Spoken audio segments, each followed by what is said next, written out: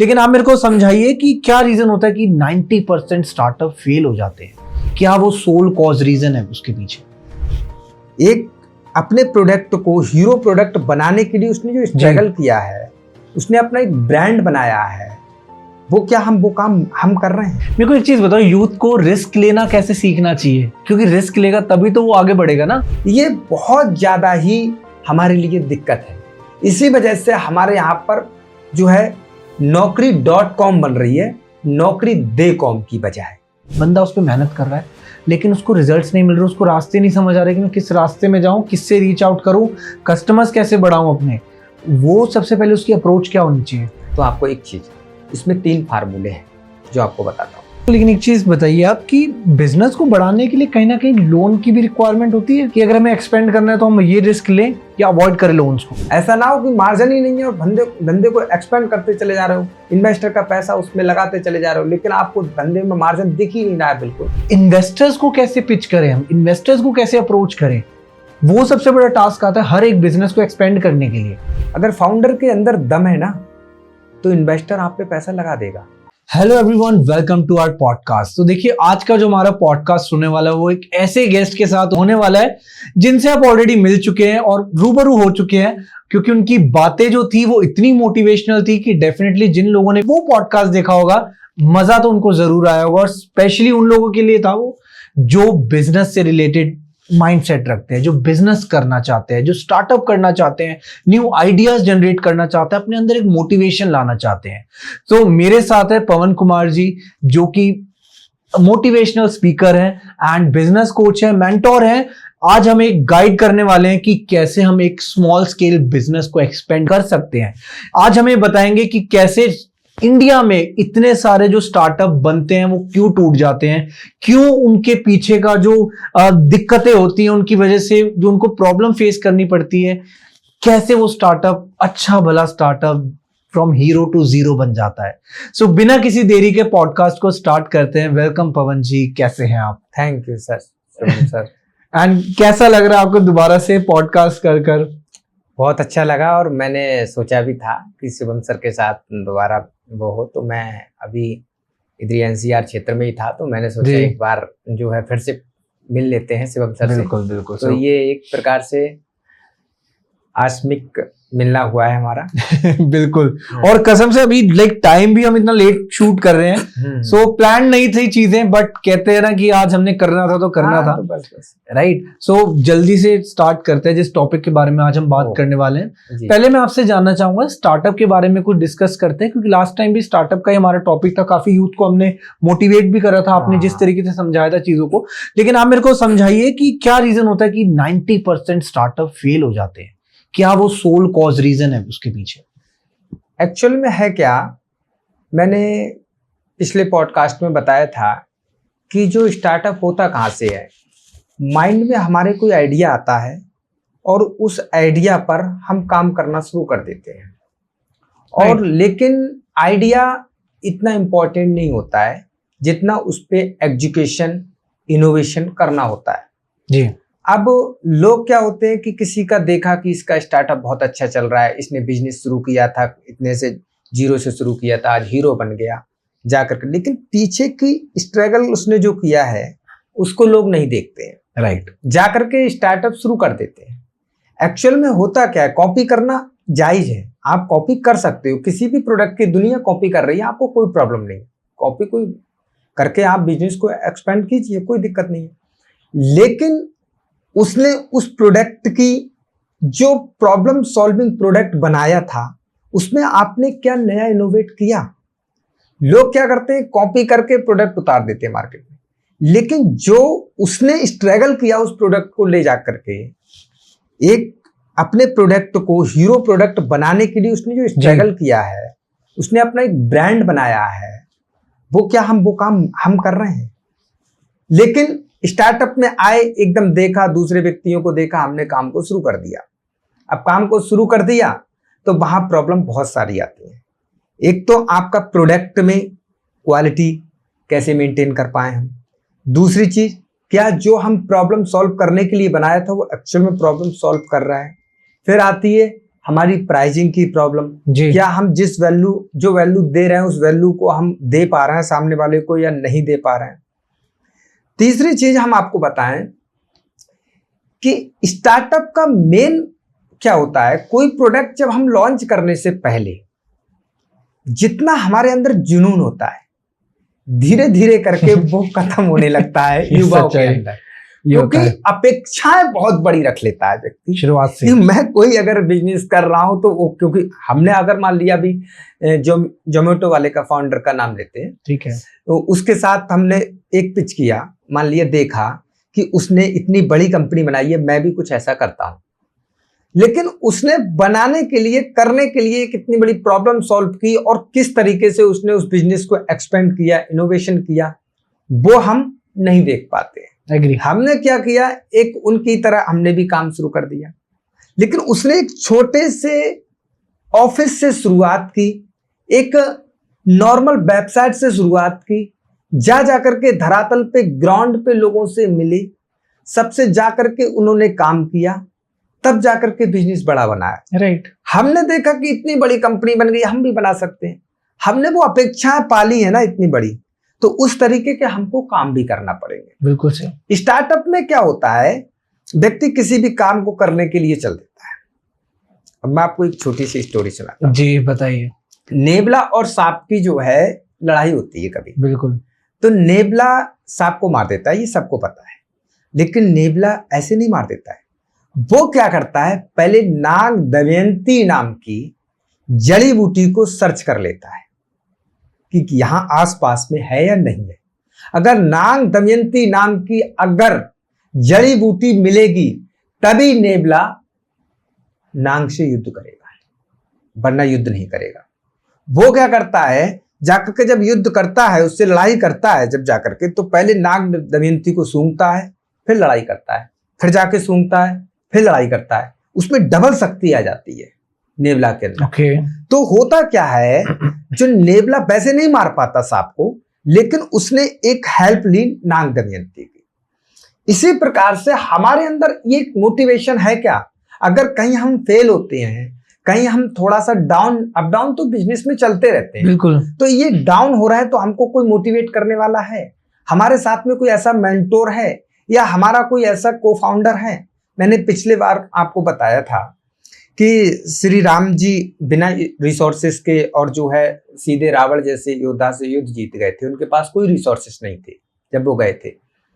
ऐसे ही हमने पांडव के बारे में आपको बताया, हमारे पास क्या 5 पांडव हैं, वो अर्जुन जैसा एक महारथी सीईओ, युधिष्ठिर जैसा हमारे पास में एक अकाउंटेंट जो हमारे बिजनेस का हिसाब किताब रख सके, और भीम जैसा हमारा को फाउंडर जो हर परेशानी में हमारे साथ खड़ा रहे, नकुल सहदेव जैसा मार्केटिंग स्ट्रेटेजी बनाने वाला, और उन सबके बाद में भगवान श्री कृष्ण जैसा मेंटोर।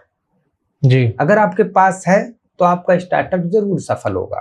लेकिन लोगों की जो सोच है वो सफलता के पीछे ज्यादा भागते हैं, कर्म के पीछे कम। ये सच है। सफलता होनी चाहिए, सफलता। हर एक का बिजनेस रेशियो जो होता है वो सीमित है सबका।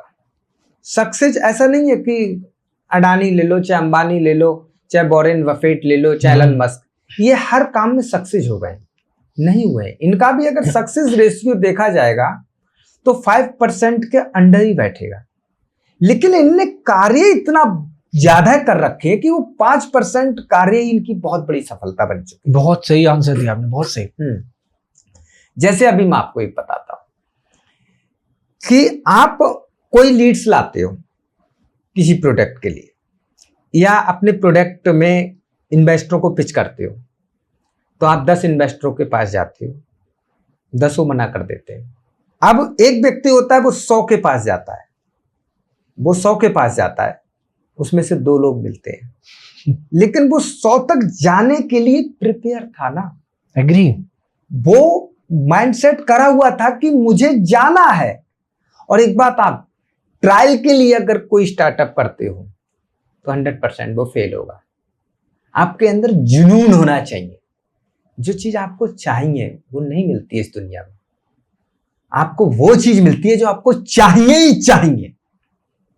जब आपको चाहिए तो वो नहीं मिलेगी चीज, आपको चाहिए ही चाहिए तब वो मिलती है। आपके अंदर एक सोल पावर, आपने पूछा था ऐसा क्या सोल है जिसकी वजह से स्टार्टअप पास हो सकते हैं फेल, तो वो सोल क्या है? सोल आपके अंदर बैठा हुआ है, वो भगवान है सोल। वो क्या है? वो कुछ नहीं करता है, वो तुम्हारे जुनून को देखता है। अगर तुम जहां फेल होते हो और आप कहते हो अब मैं ये नहीं कर पाऊंगा, तो वो सोल कह देता है तथास्तु, वो उस पर मोहर लगा देता है। बिल्कुल। आप कहते हो नहीं मुझे करना ही करना है, तो भी भगवान कह देता है तथास्तु। उसे तथास्तु का ठप्पा लगाना है बस। अब ये आपके अंदर अपना जुनून है तो जरूर आप सक्सेस होंगे। ये मेरा बिल्कुल ट्रैक पॉइंट है। मेरे को एक चीज बताओ, यूथ को रिस्क लेना कैसे सीखना चाहिए? क्योंकि रिस्क लेगा तभी तो वो आगे बढ़ेगा ना। रिस्क, छोटी छोटी रिस्क अगर वो लेगा तो रिस्क लेने की आदत पड़ जाएगी। कैसे? हम लोग बचपन से क्या है सिखाते हैं, उंगली पकड़ के जब वो सिखाता है जी, माँ सिखाती है या परिवार के लोग सिखाते हैं तो वो कई बार गिरता है, पहले गिरता है, चोट भी लगती है उसके, लेकिन एक दिन वो खड़ा हो जाता है। एक दिन वो उंगली पकड़ पकड़ के खड़ा हो जाता है। सबसे बड़ी इंडिया में है क्या, इंडिया में हमेशा जो है अपने भारत में कि बच्चों को डराया जाता है बचपन से कि बेटा ऐसा मत करना चोट लग जाएगी, कि बेटा ये मत चलना, संभल के चलना, चोट लग जाएगी, बाहर मत जाना, बहुत दिक्कतें हैं, उनके साथ मत घूमना। ये जो माँ बाप करते तो उनकी सिक्योरिटी के लिए है जी, लेकिन ये माइंड में उनका एक डर बैठ जाता है कि पिताजी ने मना किया है। अब हम कोई थोड़े बड़े होते हैं तो हम कोई काम करने की रिस्क लेते हैं तो भी घर के पेरेंट्स कहते हैं कि बेटा ये काम संभल के करना, वो व्यक्ति फेल हो गया। तो ये जो डरावना माहौल बनाया गया है ये बहुत ज्यादा ही हमारे लिए दिक्कत है। इसी वजह से हमारे यहाँ पर जो है Naukri.com बन रही है नौकरी दे कॉम की बजाय, जबकि बनना चाहिए नौकरी दे कॉम और बन रही है Naukri.com। हम नौकरियों को ढूंढ रहे हैं क्योंकि रिस्क लेने की क्षमता नहीं है। अगर आपको रिस्क लेना है तो छोटी छोटी कैलकुलेटेड रिस्क लेना बचपन से ही सीखो। जब थोड़े बच्चा बड़ा होता है तो चलने दो, कहाँ तक जाएगा, माँ बाप को देखने दो, बात करना चाहिए। सबसे पहले बच्चे को क्या होता है, उंगली पकड़ के सिखाया जाता है। पहले उसका हाथ पकड़ा जाता है तब उठाया जाता है, फिर उसके बाद अपनी उंगली पकड़वाई जाती है। राइट। फिर तीसरी बार में क्या होता है, उसको दूर से देखा जाता है, बात किया जाता है कि वो चल रहा है। फिर चौथी बार में क्या होता है, वो बात भी नहीं करते हैं और चल लेता है। बिल्कुल। इसी तरीके से हमको क्या है, एक ऐसा मेंटोर होना चाहिए हमारे साथ में कि वो हमारा हाथ पकड़ के पहले हमारे साथ चले, उसके बाद हम उसका हाथ पकड़े। तीसरी बार में क्या हो कि वो हमको देखे, हम काम करें। एक बार को फेल भी होंगे, गलतियां होंगी, तो भी पीछे से मेंटोर हमारा है। बिल्कुल सही। उसके बाद में वो देखे भी ना, केवल फॉलो अप ले कि क्या हुआ भाई, तेरे काम किया या नहीं किया, इतना फॉलो अप लिए। तो आप जो है एक मेंटोर के पीछे अगर लेते हो तो आपकी रिस्क कैपेसिटी बढ़ जाती है। दूसरी चीज, आपका रिस्क कैलकुलेटेड होनी चाहिए। बिल्कुल सही। कि मैं कितना बड़ा रिस्क ले सकता हूं जी। ये नहीं है एकदम गए जाके। अभी आपको जैसे तैरना नहीं आता है जी, स्विमिंग करना नहीं आती है, आप जा करके पहले कहाँ जाओगे, स्विमिंग पूल में जाओगे। बिल्कुल। छोटे नॉर्मल सा स्विमिंग पूल होगा उसमें जाओगे, फिर थोड़ा गहरा होगा उसमें जाओगे, गहराई बढ़ती रहेगी। हाँ गहराई बढ़ती रहेगी, फिर नदी में जाओगे, उसके बाद चाहे सागर में भी तैरा दो। जब तैराक बन जाता है व्यक्ति तो कहीं तैरा। कहने का तात्पर्य, आपको एक साथ पूरी भरी हुई नदी में तैराने के लिए भेज दिया जाए तो आप रिस्क क्या, फिर तो डूबने वाले काम कर दिया आपने। पहले आपको सीखना पड़ेगा। असंभव कुछ नहीं है इस दुनिया में, लेकिन आपको सीखना पड़ेगा।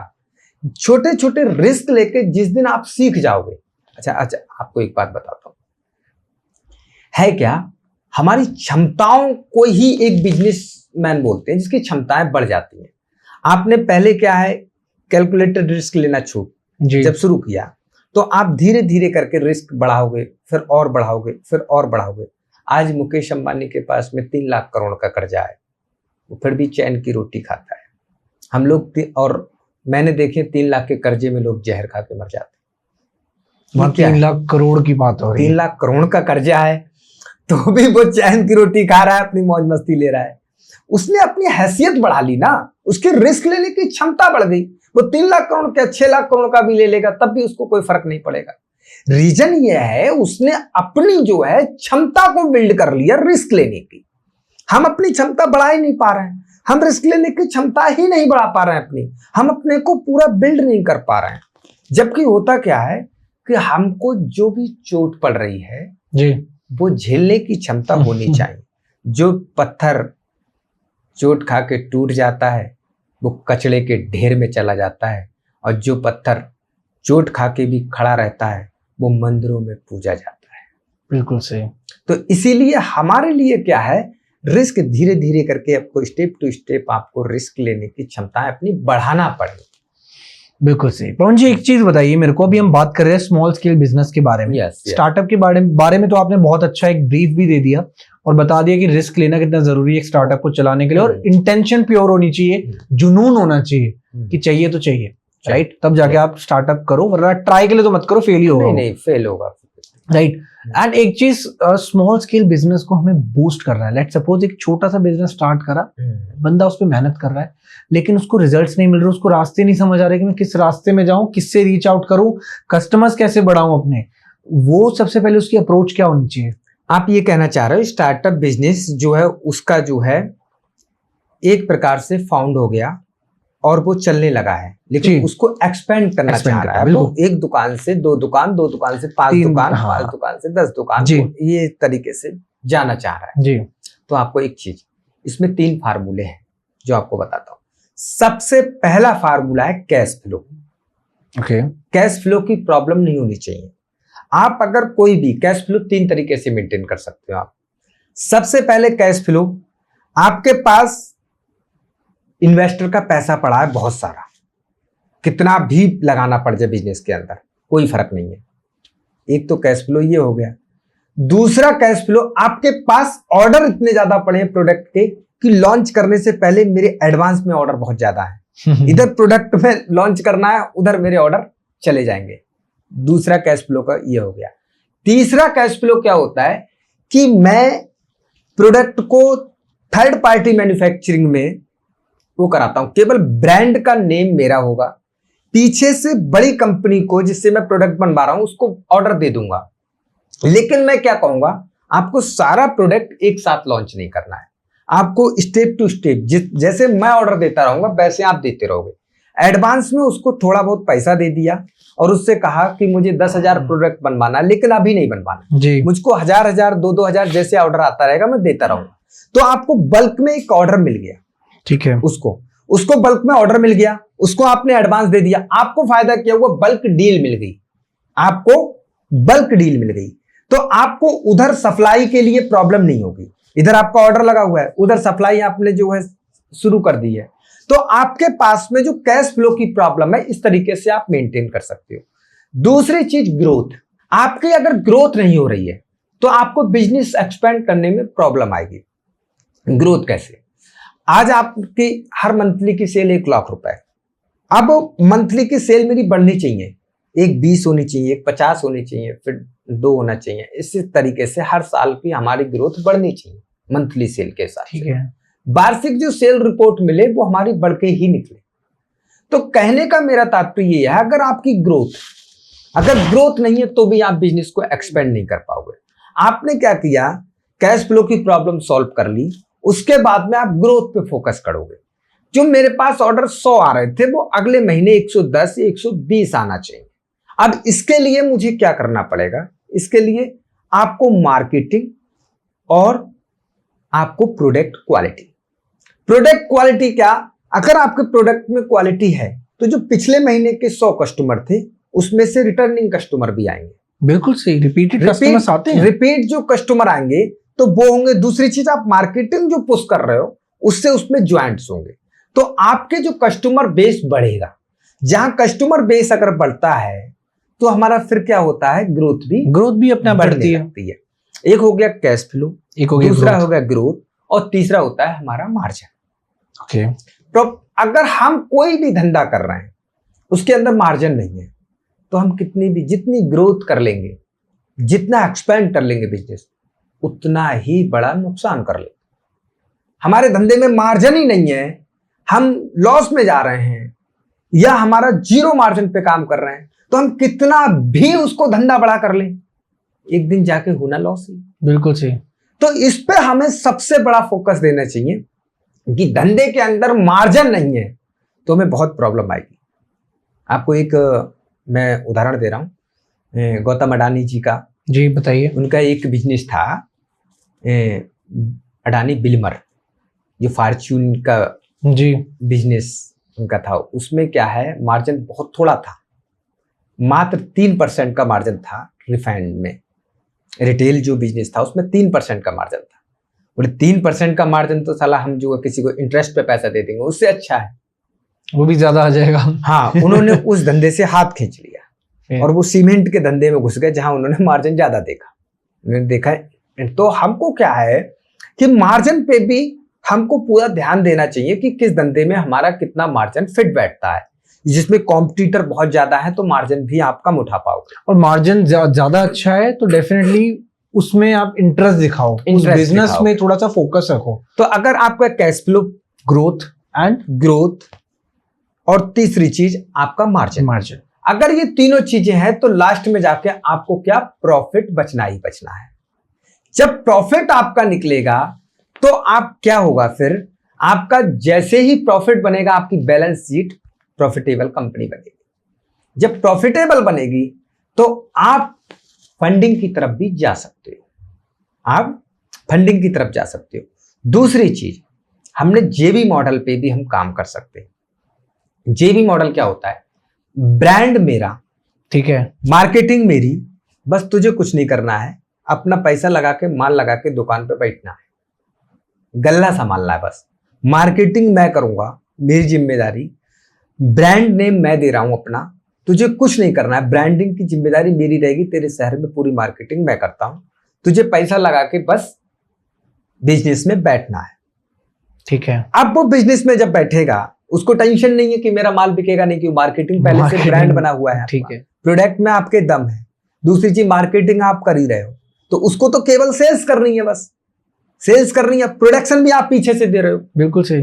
अब आपने कैसे, किस तरीके से चैन बनाई, पीछे से जो मैन्युफैक्चर था उसको ऑर्डर दे दिए, इधर आपने फ्रेंचाइजर को अपने, इसको भी आपने जो है इससे ऑर्डर ले लिए जी, इससे ऑर्डर ले लिए, पीछे से ले लिए। आपने केवल उसमें जो रोल प्ले किया वो क्या किया, आपने दोनों को जो केवल सिक्योरिटी दी भाई कि तेरा माल बिकवाने की गारंटी हमने ले ली, उसको क्या है कि भाई तुझे सप्लाई देने की गारंटी हमने ले ली। अब आगे से माल इधर से आ रहा है, इधर चला जा रहा है, तुमको ब्रांड नेम देना है, केवल मार्केटिंग करना है। तो आप जो एक दुकान संभाल रहे थे, दूसरी अपने आप संभाल गई। एग्री। इसी तरीके से आप 2 दुकानों से 3 दुकान, 3 दुकानों से 4 दुकान आप जा सकते हो। ये एक अच्छी अप्रोच है। यस। और स्टैट्स की तरह, मतलब स्टेप बाय स्टेप चलो, स्टेप बाय स्टेप, राइट, तो थोड़ी चीजें आसान होगी। अभी आप बात कर रहे हो मार्केटिंग की, तो मार्केटिंग और ब्रांडिंग ये दोनों भी बहुत बड़ा मेजर फैक्टर है ग्रोथ के लिए। पहले आपने कैश फ्लो बताया, ग्रोथ बताया, फिर आपने बताया कि आपका थर्ड पॉइंट क्या बताया था सर आपने? मैंने मार्जिन, एग्जैक्टली। तो ये तीनों चीजें बहुत जरूरी, लेकिन इसमें सबसे बड़ा रोल तो ब्रांडिंग और मार्केटिंग का भी तो है, वो भी तो एक पिलर है। ब्रांड, हमारे ब्रांड नहीं है आपका तो आप कम्युनिटी बेच रहे हो, आप वो तो कम्युनिटी हो गया, प्रोडक्ट नहीं बेच रहे, प्रोडक्ट नहीं है वो आप भी कम्युनिटी हो गया वो तो, अगर ब्रांड में कुछ है ही नहीं आपका। और एक्सपेंड से एक और चीज सामने आती है कि टीम, कि हमने अपने एम्प्लॉयज भी तो बढ़ाने हैं, तभी तो हमें पता लगेगा कि तभी तो ग्रोथ होगी। जितना ज्यादा टीम वर्क होगा, जितने अंडर मेरे एम्प्लॉयज होंगे उतना मेरा बिजनेस स्केल होगा, जितने लोग ज्यादा होंगे उतना काम ज्यादा करेंगे, उतना काम ज्यादा आएगा, कैश फ्लो आएगा, ग्रोथ होगी ऑब्वियसली, फिर और प्रोडक्ट्स की सिलेक्शन भी हो जाएगी। तो टीम का क्या रोल रहता है इसमें? सर मैं आपको इसमें थोड़ा सा कहना चाहूंगा, हम लोग करते क्या है, जब हम अपनी टीम खड़ी करते हैं तो हम उसको एक सैलरी बेस पे ही रखना चाहते हैं ज्यादातर, राइट, एक पैकेज देना चाहते हैं जी। लेकिन अगर हमारी कोर टीम है, जो ऊपर की टीम है, जो बिजनेस को संभाल रही है पूरी, हम उसको अगर शेयरिंग में लेके आए अपने साथ, उसमें कुछ उसका हिस्सा भी होना चाहिए। जैसे अभी मैं एक उदाहरण देता हूँ, हमने क्या किया, हमारे अहमदाबाद में प्रोजेक्ट था, तो पहले हम उनको सैलरी देते थे, जी। उसको किसी को 50,000, किसी को 60,000 हम सैलरी देते थे, तो वो प्रोडक्ट बेचते थे। हमने क्या किया, हमने कहा अगर आप 5 प्रोडक्ट बेचते हो 1 महीने के अंदर अंदर, तो 4 प्रोडक्ट को कंपनी लेगी और 1 प्रोडक्ट का मार्जिन आपको मिलेगा। पहले वो 2 बेचते थे, हमने कहा अगर 5 प्रोडक्ट आप बेच देते हो, आप 5 प्लॉट्स बेच देते हो, तो 4 प्लॉटों का मार्जिन कंपनी लेगी और 5 में प्लॉट्स का मार्जिन 20% ही होगा एक आपको तरीके से। मिलेगा। हाँ, अब उसमें क्या हुआ, मेरी तो सेल्स बढ़ गई ना जी। उन्होंने जो पिच करना, जो काम करना शुरू कर दिया और ज्यादा मेहनत करी। अब वो जाकर के 1-1, 2-2 घंटे एक्स्ट्रा मेहनत कर रहा है। क्यों? क्योंकि वो सोच रहा है कि सैलरी तो मेरी 50-60 हजार रुपए, लेकिन एक प्रोडक्ट अगर मेरा एक प्लॉट एक्स्ट्रा मुझे मिल गया उसका मार्जिन, तो मेरा तो 2-2.5 लाख रुपए बनेगा जा करके। तो मैं तो बहुत ज्यादा, अब उस पर वो मेहनत कर रहे हैं। एकदम मेरी सेल करीब 2 गुनी हो गई राइट। जा करके। तो हम लोग क्या करते हैं, हमारा रहता क्या है, हम उनको बोनस देते हैं, इंसेंटिव देते हैं, थोड़ा सा उसको शेयरिंग में भी जाए अगर हम, तो आपकी टीम अपना बिजनेस समझ के वो फिर धंधे में काम करे, ना कि आपकी टीम। दूसरी चीज, हम टीम को क्या, हर टीम के अंदर एक बीरबल होता है और हर टीम के अंदर एक मुल्लादीप प्याजा होता है। वो प्यादा बीरबल को हटाने की कोशिश करता है और एक बीरबल होता है जो अच्छे एम्प्लॉइयों को लाने की कोशिश करता है जी। तो हर टीम के अंदर, तो हमें देखना है कि हमारे नवरत्न कौन कौन से हैं, हमारे नवरत्न हैं कौन कौन से। हमें उन नवरत्नों को सबसे ऊपर रखना है। कौन कौन से वो नवरत्न है? वो नवरत्न आपके सेल्स की टीम के हो सकते हैं, आपके अकाउंटिंग के हो सकते हैं, आपकी मार्केटिंग के हो सकते हैं, आपके मैनेजमेंट के हो सकते हैं, आपके जो है, आपके एक प्रकार से देखा जाए तो आपके जो मेंटोर होते हैं वो हो सकते हैं। आपके नवरत्न हैं कौन कौन, उनको सबसे ऊपर जो है हेडलाइन में रखो। ओके। उनको रखने के बाद में उनके साथ एक फ्रेंडली बात करो और उनसे पूछो कि हमारा इस लेवल पे धंधा है, अब हम यहां ले जाना चाहते हैं, तो किस तरीके से जाएगा। तो आपको जो नवरत्न है वही आपको इतने सारे आइडिया दे देंगे, इतने सारे आइडिया दे देंगे। उसके बाद में उसमें आपको इनोवेशन करना है, एजुकेशन करना है, आपका धंधा धीरे धीरे करके स्केल होगा। जो खुद सारा सब कुछ खुद करने की आदत है, जो स्मार्ट बनता है व्यक्ति वो हमेशा स्मार्ट नहीं बनना है, हमको सिस्टम बनाना है। जो स्मार्ट बना है आज तक ना, वो स्मार्ट ही रह गया है। जितना जिसने कुछ उखाड़ा है जिंदगी में, वो उसी ने उखाड़ा है जो अपने आप को सबसे मूर्ख समझता है। और आपको बताऊं, जिंदगी में सन की लोग ही सब कुछ कर पाते हैं। जो सन की टैप से काम करते हैं, जो स्मार्ट बनने की कोशिश करते हैं बहुत ज्यादा, वो कुछ नहीं कर पाए आज तक। आप देख लेना, आप कोई ड्रॉप आउट होगा स्कूल का, तो कोई क्या कहते हैं नॉटी बॉय होगा बचपन से, या किसी तरीके की हरकत करता होगा, ये इधर उधर की रिस्क लेता होगा, किसी ने अपना घर बेच के धंधा किया होगा, किसी ने कुछ भी किया होगा, किसी ने बहुत बड़ा नुकसान कर दिया होगा अपने पार्टनरों का, तभी जाकर के वो कुछ कर पाए जीवन में। लेकिन जो स्मार्ट बनते हैं, नहीं, एक एक चीज फूंक फूंक के रखना है, समझ समझ के देखना है, उनको एक फ्रेमवर्क बनाते हैं कि इसको पहले ये करो, इसको ये करो, इसको ये करो, इसको ये करो। वो जीवन में वो तो एक जोड़ी कपड़े खरीदने में ही 4 घंटे लगा देते हैं। बिल्कुल सही। स्मार्ट तो बिजनेस को कैसे करेंगे, वो एक्शन लेने की क्षमता ही नहीं है। टाइम मैनेजमेंट बहुत जरूरी मैटर करता है बिजनेस। हाँ हाँ। तो आपको जो टीम बनाई, वो मैंने पहले ही बताया आपके लिए कि 5 पांडव आपके पास हैं। फिर आप नवरत्न तैयार कर लो, अपने नवरत्न तैयार कर लो। फिर उनके लिए नवरत्न को अपनी अपनी टीम मैनेज करने के लिए आप उनको जिम्मेदारियां दें। राइट। कि आप अपने अपने सेक्टर की आप टीम को संभालो। आप उनको हायरिंग करने की भी थोड़ी जिम्मेदारी दो। कल को ये नहीं कहेगा नहीं मेरे मन का बंदा नहीं मिला, इस वजह से मैं थोड़ा सा इस काम को नहीं कर पा रहा हूं। आप उसमें फाइनलाइज करो, लेकिन आपको उन लोगों के लिए भी जिम्मेदारियां दो। मेन प्रॉब्लम क्या होती है, हम लोग सारे काम खुद करने की कोशिश करते हैं कि हम एम्प्लॉय हायर कर रहे हैं तो खुद कर रहे हैं, हम कह रहे इससे रहे कि भाई उसको देख ले, वो तेरा बंदा काम नहीं कर रहा है। वो बंदा उसका था ही नहीं, वो काम कैसे करेगा, उससे उसकी कनेक्टिविटी ही नहीं थी, आपने उसको कनेक्टर दिया ही नहीं। आपने तो अपनी चॉइस का बंदा ढूंढा है, उसकी चॉइस का तो बंदा ही नहीं मिला, तो उसकी टीम में कैसे काम करेगा। तो इसलिए उसको आप मौका दीजिए वो अपने काम को करने के लिए। अगर आपका नवरत्न में से एक है तो उसको मौका दीजिए, और नहीं है तो दूसरा नवरत्न में लाइए, आप फिट कीजिए वहां पर ला करके क्योंकि आपको धंधा एक्सपेंड करना है। बिल्कुल सही। एक दुकान से अगर 10 दुकान तक पहुंचना है तो आपको टीम बनाना पड़ेगी, तभी आप एक दुकान से 10 दुकानों तक पहुंच पाओगे। एग्री। और एक चीज मेरे को बताइए, क्या होता है कि जैसे मेरी जो मेरा बिजनेस है वो स्मॉल स्केल है, ठीक है। अब मेरे लोकल मार्केट में मेरे को बहुत लोग जानते हैं, राइट, लेकिन मेरे को लोकल मार्केट से नेशनल मार्केट में कैप्चर करना अपने आप को, बिकॉज नेशनल से फिर मेरा माइंड सेट होगा ग्लोबल मार्केट तक का। सो ये जो 3 स्टेजेस है, local, national and global, global stage तक मेरे को पहुंचना है, क्या वो शॉर्टकट्स मेरे को लेने होंगे या क्या ऐसी स्ट्रैटेजी मेरे को रखनी होगी अपार्ट फ्रॉम ये नवरत्न, अपार्ट फ्रॉम पांडव? चाणक्य ने एक बात कही थी, अगर किसी को जीतना है, किसी बड़े प्लेयर को अगर जीतना है आपको, तो सबसे पहले उसकी जो कोर है, जिसको कहते हैं धंधे की कोर, उसको अपनी तरफ से मिटना पड़ेगा। अगर आप दिल्ली में ही बिजनेस करना चाहते हो तो एक साथ दिल्ली के सेंटर में बैठ जाओगे ताकि धंधा नहीं चलेगा। आपको जो आसपास के गांव है जी, आसपास के, जहां आपका कॉम्पिटिटर अभी जाने की कोशिश तो कर रहा है लेकिन पहुंच नहीं पाया पूरी तरीके से, आपका कॉम्पिटिटर वहां घुसने की कोशिश कर रहा है लेकिन पहुंच नहीं पाया, उन गांवों को टारगेट कीजिए, उन क्षेत्रों को टारगेट कीजिए और उनमें जाकर के अपना बिजनेस सेटअप कीजिए। जैसे आपका जहां जिस सेंटर में बिजनेस है उसका दायरा आप धीरे धीरे करके बढ़ाते चले जाइए। आप पहले एक गांव में होंगे, उसके बाद उस एरिया के क्षेत्र में पहुंचिए, आप उसकी तहसील में बिजनेस को बढ़ाइए, उसके पास जिला में बढ़ाइए, उसके पास पूरे प्रदेश के अंदर। इस तरीके से आप धीरे धीरे करके, और आपको वायरल करना है अपना प्रोडक्ट, तो आपको सेम प्रोडक्ट को डिफरेंट सॉल्यूशन देना पड़ेगा आपको। राइट। प्रोडक्ट आपका सेम है लेकिन सॉल्यूशन उससे जो है डिफरेंट है।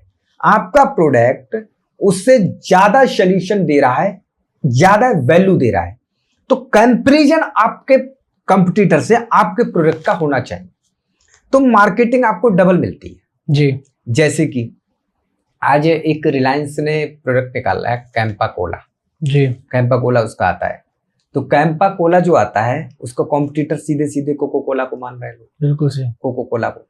तो रिलायंस की तो मार्केटिंग कोको कोला कर रहा है, भाई कोको कोला के कॉम्पिटिटर में आया है कैंपा कोला, तो माइंड में क्या है, एक फेस तो बन रहा है कि उसका कॉम्पिटिटर है वो, तो तीसरे पिलर की तो उसमें एंट्री नहीं हो रही। दूसरा जब आएगा भी तो कौन आएगा, कैंपा कोला। तो ऐसे ही हमारे प्रोडक्ट की बड़ा प्लेयर, अगर हम टॉप लिस्ट निकालें अपने बड़े प्लेयरों की, वो क्या क्या कर रहे हैं टॉप, उनसे अलग डिफरेंट हम अधिक वैल्यू कैसे दे सकते हैं। और वो वैल्यू केवल प्राइस की नहीं होती है। आप सोचिए प्राइस में हम जीत जाए तो बड़े कॉम्पिटिटर से आप प्राइस से नहीं जीत सकते हैं, आप सर्विसेज में उनको वैल्यू दे सकते हैं, आप ब्रांडिंग में वैल्यू दे सकते हैं, आप मार्केटिंग में वैल्यू दे सकते हैं, आप जो है किसी भी प्रकार से आप ये रियलाइज करा दें कि ये प्रोडक्ट मेरा यहां से आपके लिए फिट है। तो आपका जब प्रोडक्ट वैल्यूएबल होगा तो आप धीरे धीरे, आप अपने फेस से अगर किसी को बेच रहे हो, रिलेशन में रिश्तेदारों में बेच रहे हो, तो फिर आप इमोशंस बेच रहे हो, प्रोडक्ट नहीं बेच रहे हो।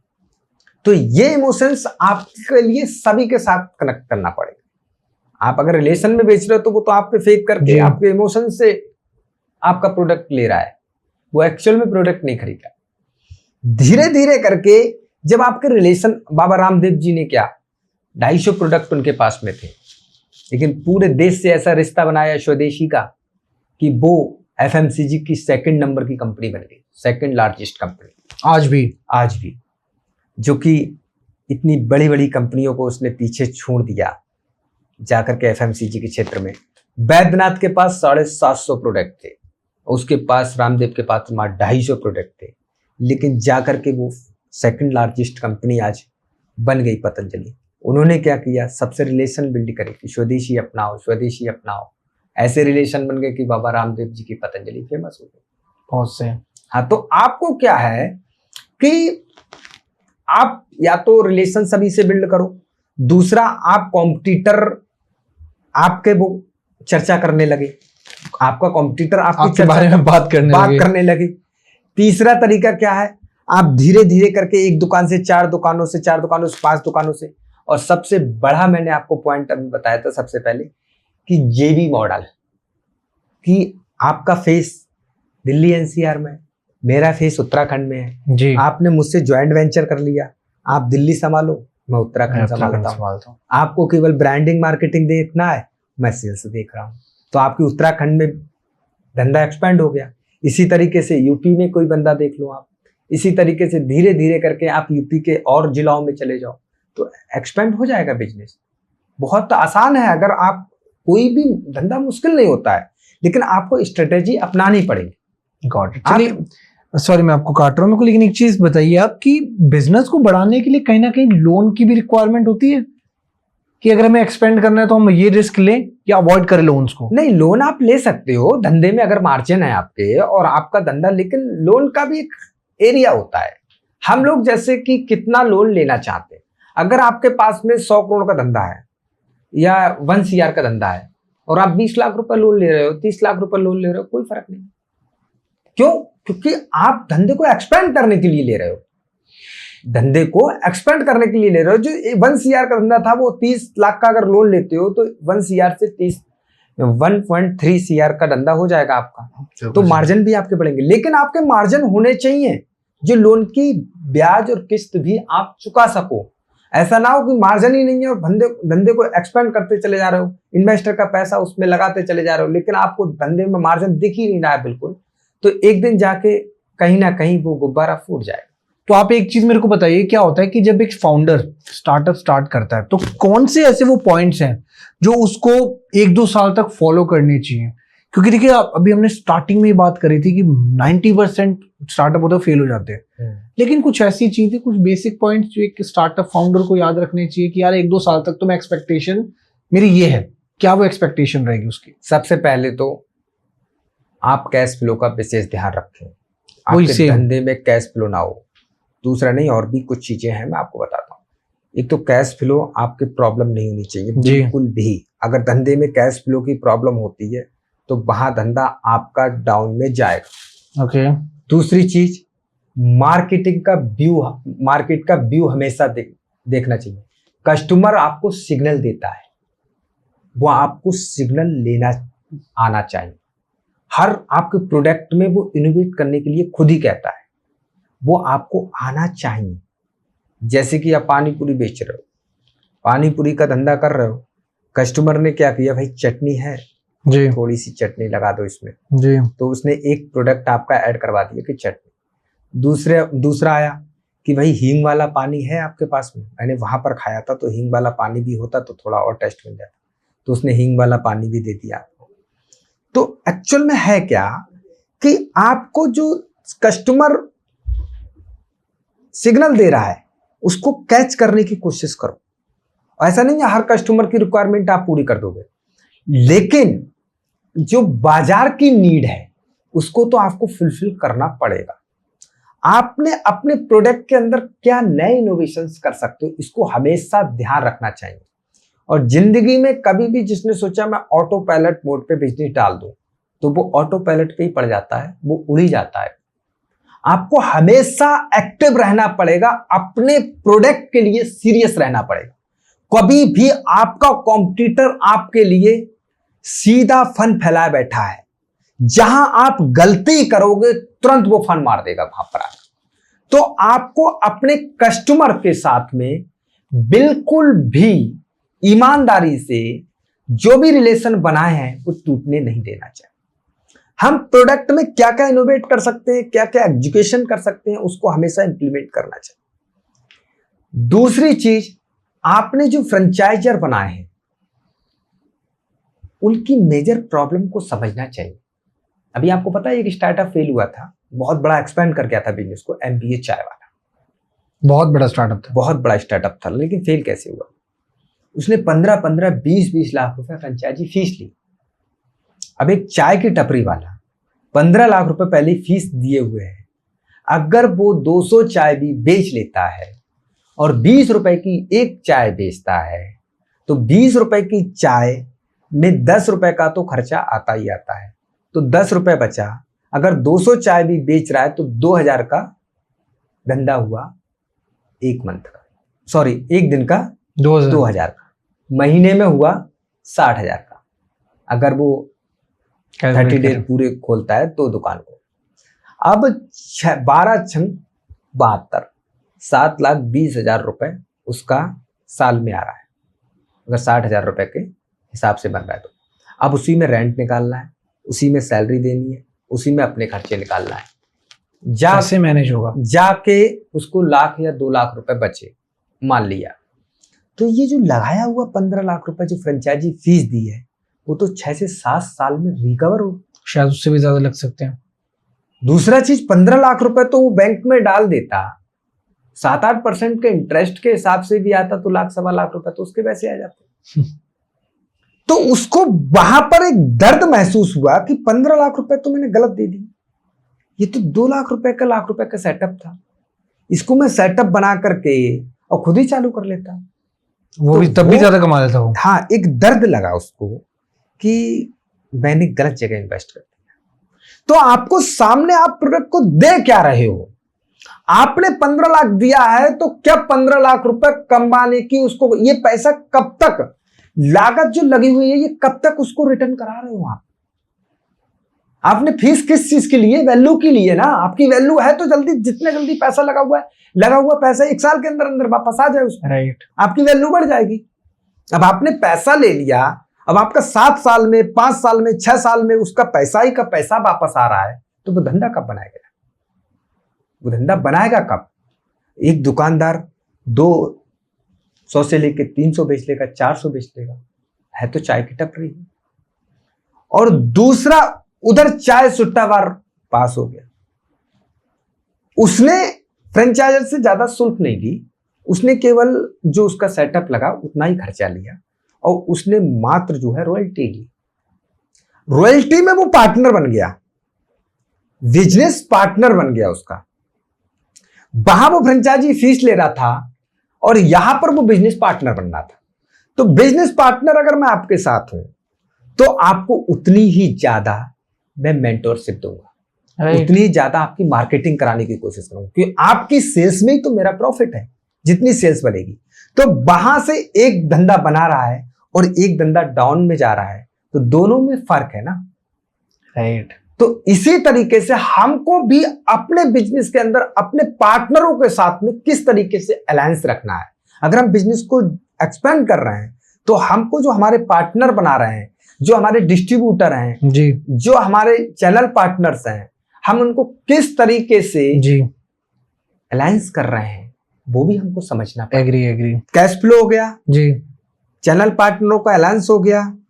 उसके बाद में हम लोग क्या कर सकते हैं, धंधे के अंदर एक हमारा जो हमने आपको बताया मार्जिन, वो तो हमने एक फिक्स कर लिया।